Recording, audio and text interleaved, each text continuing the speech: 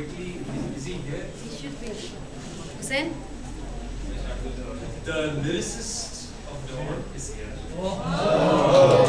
Hussain? And he's not just a lyricist, he's also a very good friend of mine. What I do is I write all my scripts in English.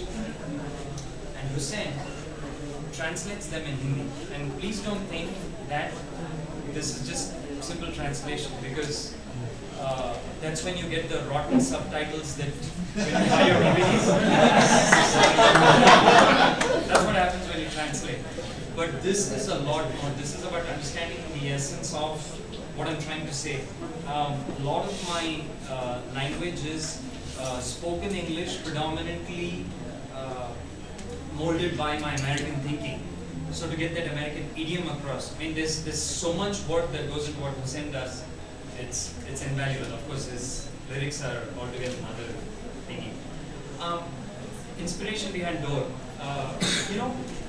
Like most movies, something catches your fancy and you follow the trail of thought.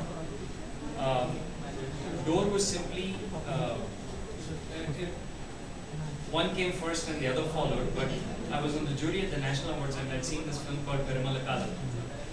And Perumal Kalam is based on the same incident that Door is based on. But I saw the movie and I just loved the premise of the film. The fact that it's a very heroic film with a woman at the center, but it's a very heroic film about this woman, giving up everything she's got to go in search of this other woman, Mayala. So I saw that and I loved it, but as we researched, we found that it was also based on a true incident about a Malu woman who had actually undergone the journey. But since Perumal Kalam, Razak, the writer, had got into that story first and they had made it, we went ahead and bought the rights just to make it legal and there would be no confusion. But then I took the essence of what I thought the story was about. And to me, there are two films which came sort of back to back, but usually when I write films, I write them with no clear heroes in mind. There could be a protagonist, but they're always flawed. Iqbal was the purest hero I wrote, because... Fantastic. Thank you. It was a guy without any guile. His worst thing that he does is he actually bowls a bouncer that cracks open that guy's head.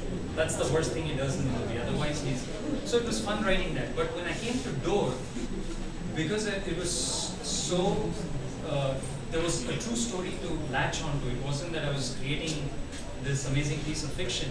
Then the heroism came naturally because it wasn't about her, it was about saving the one she loved.